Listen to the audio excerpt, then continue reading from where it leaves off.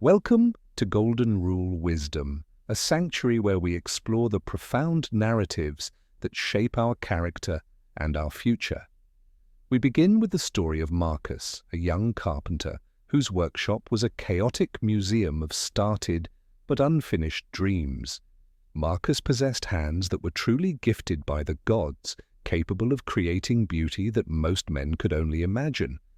However, his brilliant talent was overshadowed by a fatal flaw. He possessed a mind that constantly chased the next shiny object. He was addicted to the thrill of the beginning, that magical moment when an idea is fresh, exciting, and full of promise. But as soon as the initial spark of excitement faded into the hard work of execution, his interest would completely vanish.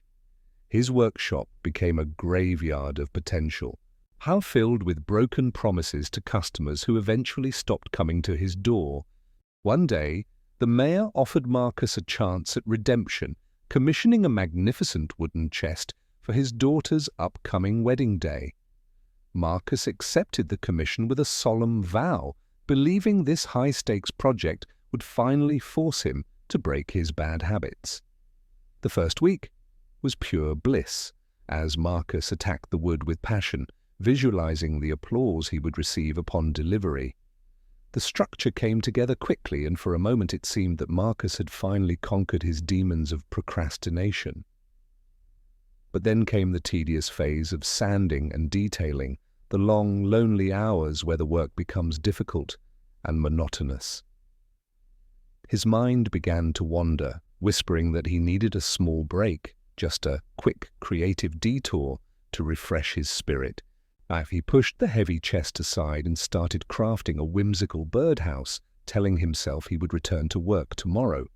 Tomorrow turned into next week, and the chest sat untouched, a silent accuser of his inability to follow through on promises.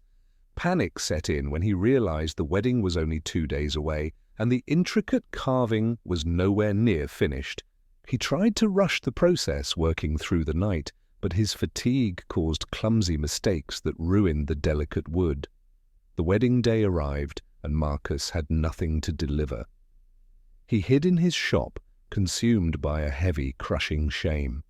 His reputation was shattered instantly. The town whispered that Marcus was a man of great talent, but absolutely zero reliability.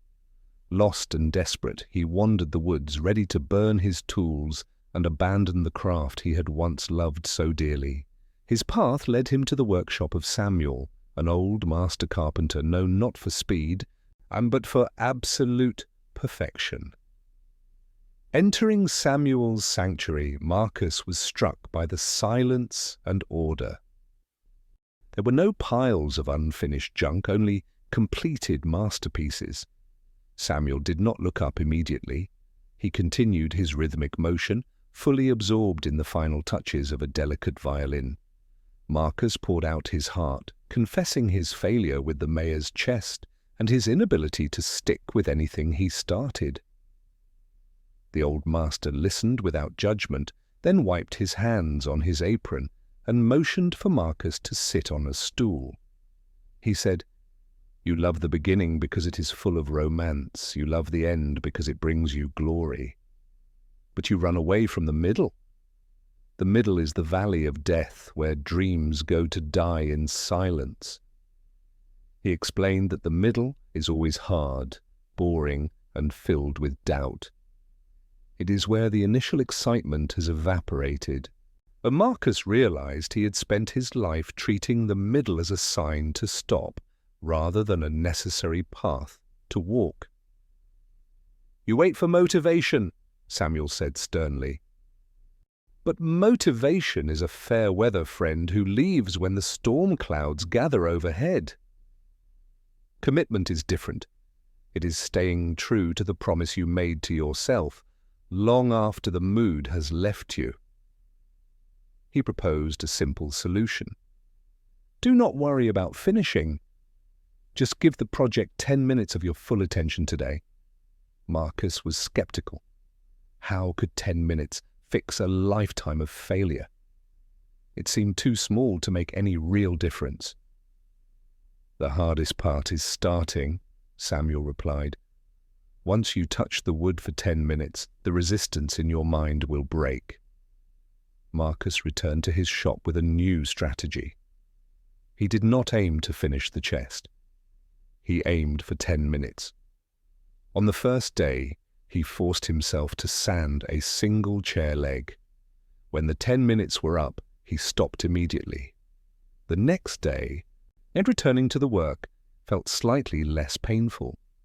The heavy dread of the middle was not as crushing.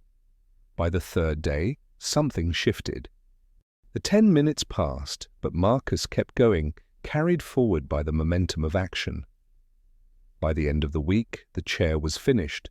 It was the first project he had completed in over 6 months. That small victory ignited a fire. It wasn't the manic excitement of a new idea, but the steady burn of satisfaction. He decided to restart the mayor's chest from scratch. This time, he did not focus on the deadline, but on the process. Day after day, he showed up. Some days he felt inspired, other days he felt tired, but he never skipped his 10 minutes. When the boredom of the middle returned, he didn't panic. He recognized it as a familiar companion and kept his hands moving. He learned that discipline is not about forcing yourself to do what you hate, but choosing what you want most over what you want now. Slowly, the chest emerged from the wood, more beautiful and intricate than anything he had ever designed in his moments of mania.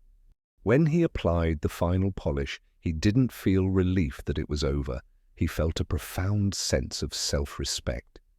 He delivered the chest on the couple's first anniversary. The mayor was stunned into silence by the exquisite craftsmanship before him. The delay was forgiven instantly. Marcus had not just delivered a piece of furniture, he had delivered a masterpiece of redemption. Word spread through the town that Marcus was no longer just a talented starter, but a master finisher who could be trusted. Marcus returned to Samuel to thank him. He realized the old master had taught him how to live, not just how to work. They sat together, understanding that the true art was not in the wood, but in the discipline required to shape it. We often wait for the perfect mood to begin, but the pros know that action creates the mood. Well, not the other way around. You must learn to fall in love with boredom. The middle is where the magic happens, hidden underneath the layers of hard work. Do not let the size of the mountain paralyze you. Look only at the next step, the next 10 minutes in front of you. Finishing is a skill just like carving or drawing. It is a muscle that must be exercised daily to become strong. Your potential means nothing if it remains trapped inside your head. It only becomes real when you have the courage to finish. Look at the projects you have abandoned. They are not just clutter. They are heavy anchors holding you back from your true potential. Pick one thing today. Just one small thing you have been avoiding. Give it 10 minutes of your undivided focus and energy. You will be surprised at how much the resistance fades once you simply begin. The dread is always worse than the doing. Life rewards those who finish. It opens doors for those who can be trusted to carry a burden all the way to the end.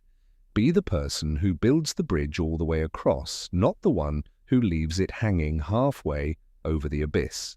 Motivation is the spark, but habit is the fuel. Feed your habits and the fire of your success will never burn out. What you finish today could become a legacy that lasts for generations. Your work matters, so honor it by seeing it through. Do not let your dreams die in the middle. Push through the boredom, push through the doubt, and claim your victory. If this story resonated with you, please subscribe to Golden Rule Wisdom. Join our community of builders, thinkers, and finishers. Share this video with someone who has great talent but struggles to finish. You might just change their life today. Thank you for watching. Remember, the world is full of starters. Be a finisher. This is Golden Rule Wisdom signing off. May your hands be steady, your mind be focused, and your projects be completed. Until next time, walk in wisdom. Mark, let the tools of your trade rest, knowing they have served a purpose today.